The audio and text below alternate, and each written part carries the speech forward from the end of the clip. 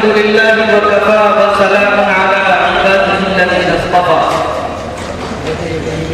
أما بعد فأعوذ بالله من الشيطان الرجيم بسم الله الرحمن الرحيم إنما يخشى الله من عباده العلماء وقال النبي صلى الله عليه وسلم طلب العلم فريضة على كل مسلم صدق الله ورسوله النبي الكريم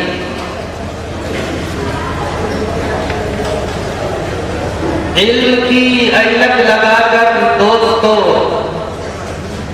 علم کی اینک لگا کر دوستو راستہ دونوں جہاں کا دیکھ لو علم چندہ کے بیشتر خانی چو عمل درد نیست نادانی نہ محقق قوت نہ دانش کن چار پایا بہو کتاب چند صدر محترم علماء کرام اور حاضرین جلسہ خاص طور پر طلبہ حدیث کی انجمن کا یہ سالانہ اختتامی اجلاس ہے، اس لیے انہی کے تعلق سے ایک دو بات عرض کر کے بات کو ختم کرتا ہوں۔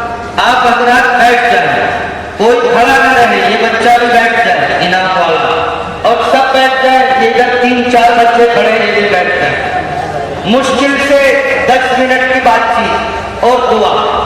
اللہ تبارک و تعالی مجھے بھی آپ کو بھی اور پورے عالم کے مسلمانوں کو دین کی باتیں اخلاص و للہیت کے ساتھ کہنے، سننے، بولنے اور عمل کرنے کی توفیق عطا فرمائے۔ ایک نصیحت کو طلباء کو یہ کرتا چلوں، اپنے کافی وقت کے تجربے کی روشنی میں یہ جو مائک اور لاؤڈ اسپیکر سامنے ہوتا ہے اس سے منہ لگا کر کے گفتگو نہ کریں، تقریر نہ کریں، نعت نظم نہ پڑھیں۔ آدمی اور انسان یہ سوچتا ہے کہ میں اپنا منہ اس سے سٹا لوں تو آواز بہت عمدہ آئے گی، یا آواز تیز آئے گی، یا آواز زیادہ آئے گی۔ یہ طریقہ غلط ہے، اس سے آواز اس ساؤنڈ سے صاف نہیں نکلتی، اور کتنی مرتبہ ایسا ہوتا ہے اس کے قریب بولنے سے یہ پتہ نہیں چل پاتا کیا بول رہا ہے اور اس نے کیا کہا، سمجھ میں نہیں آتا۔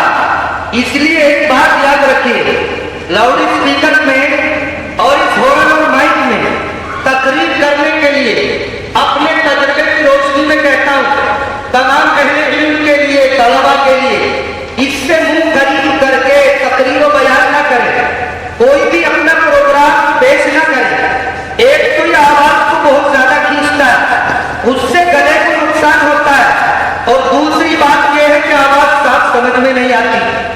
اللہ تبارک و تعالی عمل کی توفیق عطا فرمائے۔ یہ طلبہ عزیز نے ایک پروگرام پیش کیا، انجمن میں محنت کی۔ سب سے پہلے تو یہ کہہ دوں اللہ تبارک و تعالی نے علم دین سیکھنے سکھانے کی دولت میں اور اس نعمت میں ہمیں لگایا، یہ اللہ تبارک و تعالیٰ کا بہت بڑا فضل اور اس کا احسان ہے۔ قرآن پاک میں اللہ تبارک و تعالیٰ نے ایک نہیں دو نہیں نہ جانے کتنے موقعوں پر اپنی نعمتوں کے تعلق سے فرمایا۔ اللہ تبارک و تعالیٰ کی بے شمار نعمتیں ہیں، کہیں تو اللہ نے یہ کہا وَإِن تَعُدُّوا نِعْمَتَ اللَّهِ لَا تُحْصُوهَا، کہیں اللہ تبارک و تعالیٰ نے کہا قُل لَّوْ كَانَ الْبَحْرُ مِدَادًا لِّكَلِمَاتِ رَبِّي لَنَفِدَ الْبَحْرُ قَبْلَ أَن تَنفَدَ كَلِمَاتُ رَبِّي وَلَوْ جِئْنَا بِمِثْلِهِ مَدَدًا۔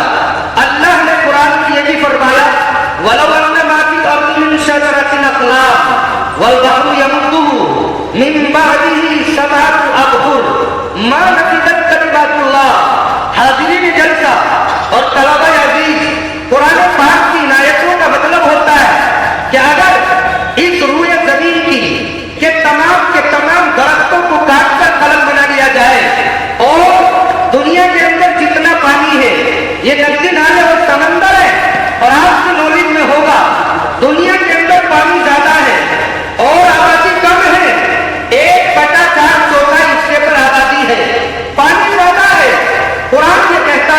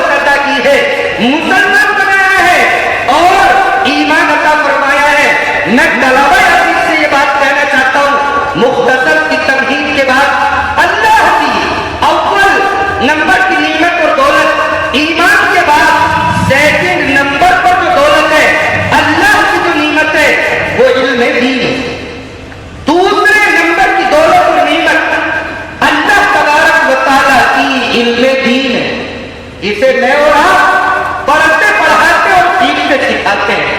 अल्लाह तबारक व तआला इस नेमत की कदरदानी नसीब फरमाए। हदीस पाक के अंदर और कुरान पाक में इल्मे दीन के न जाने कितने फजाइल बयान किए गए। हदीस पाक के अंदर आया इल्मे दीन का पढ़ने वाला, पढ़ाने वाला, सीखने वाला, सिखाने वाला सबसे बड़ा सखी है। हदीस के अंदर आता है उलमा अंबिया के बारे से, हदीस के अंदर ये भी आता है मेरी उम्मत के उलमा बनी इसराइल के नबियों की तरह है। हदीस के अंदर ये भी आता है इल्म का एक बार सीख लेना 1000 रकात नमाज नफल पढ़ने से अफजल और बेहतर है। हदीस के अंदर ये भी आता है उलमा की नींद भी इबादत है। हदीस के अंदर ये भी आता है जो शख्स इल्म की तलब और तलाश में रहता है जन्नत उसकी तलब और तलाश में रहती है।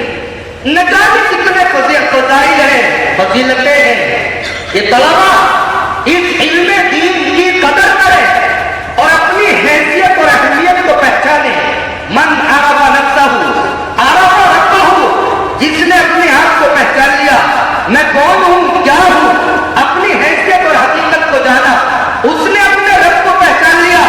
और मैं आपको नसीहत के तौर पर यह बात कहता हूँ, हरासा होने की जरूरत नहीं और अपने आप को काबिल और बासलाहियत आपने एक प्रोग्राम पेश किया। इंशाअल्लाह आप आइंदा मेहनतें करेंगे तो बहुत कुछ बनेंगे। और मैं एक मोटी सी बात कहता हूँ, अपनी माँ के पेट से कोई भी डॉक्टर बनकर पैदा नहीं होता, कोई इंजीनियर बनकर पैदा नहीं होता, कोई बड़े से बड़ा मनसब या ओहदा रखने और पाने वाला पैदा नहीं होता। आप इरादा करें, अज़्म मुसद्दक़ करें। आप अगर चाहते हैं मैं बेहतरीन मुदर्रिस बन जाऊं तो मेहनत करें, इंशाअल्लाह बेहतरीन मुदर्रिस बनेंगे।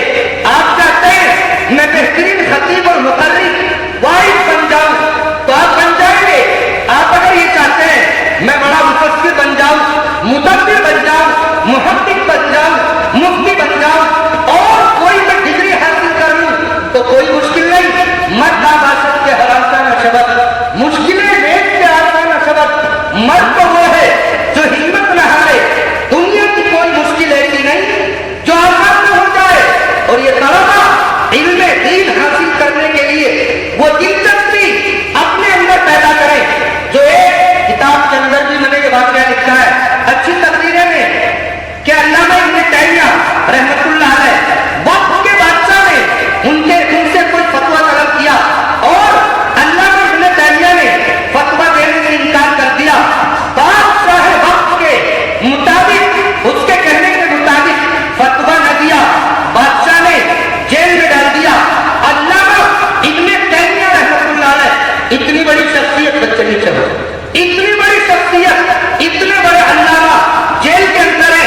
3 दिन गुजर जाते हैं, एक जवान बादशाह सलामत के दरबार में आता है, रोने लगता है, गिड़गिड़ाता है, गिरिया उतारी करता है। तमाम के तमाम हाजिरीन बादशाह के दरबार में ये समझते और सोचते हैं कि बादशाह सलामत इस नौजवान की फरियाद को जरूर पूरा करेंगे। इतना रो रहा है, बादशाह हाजिर होते हैं और इस नौजवान से पूछते हैं तुम इतना क्यों रोते हो, क्यों रो रहे हो, तुम्हारी हाजत और जरूरत क्या है, बताओ तो सही। वो नौजवान तलबा कान लगा करके सुने। वो नौजवान कहता है ए बादशाह सलामत, मुझे आप जेल के अंदर डाल दीजिए। बताइए कोई जेल की ख्वाहिश करता है, जेल की तमन्ना करता है? जेल से निकालने छुड़ाने के लिए आज न जाने क्या क्या हरदे हीले पैसा बहाया जाता है, सोच सिफारिशें और न जाने क्या कर तदबीरें इख्तियार की जाती हैं। वो नौजवान बादशाह सलामत से कहता है मुझे आप जेल में डाल दें। और बादशाह सलामत ने पूछा तुम जेल में जाने या जेल की दरखास्त को रद्द क्यों करते हो?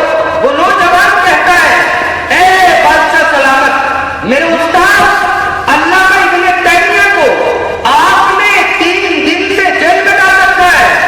मेरे सबक का नाला रहा है, मेरा सबक नहीं हो रहा है, मेरी नींद हराम हो गई है।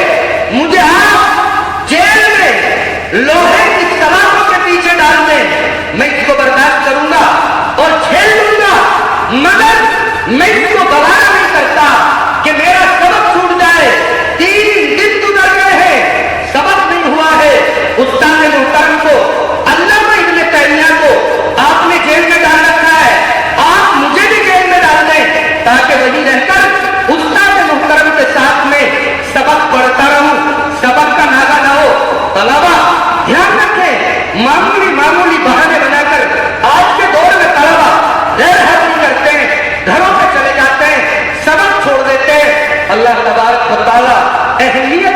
فرمائے اور اللہ پاک ہمیں علم دین شوق ذوق سے اور محنت سے حاصل کرنے کی توفیق نصیب فرمائے۔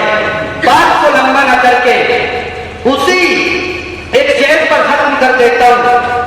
علم چندہ کے بیشتر خانی جو عمل درد نیز نادانی، نہ محقق ہوا نہ دانشمند، چار پایا کرو کتابیں چند۔ یہ فارسی زبان کے اندر شعر ہے، فرصت نہیں، موقع نہیں، انشاءاللہ پھر کبھی اللہ تبارک و تعالیٰ اس مجلس کو قبول فرمائے۔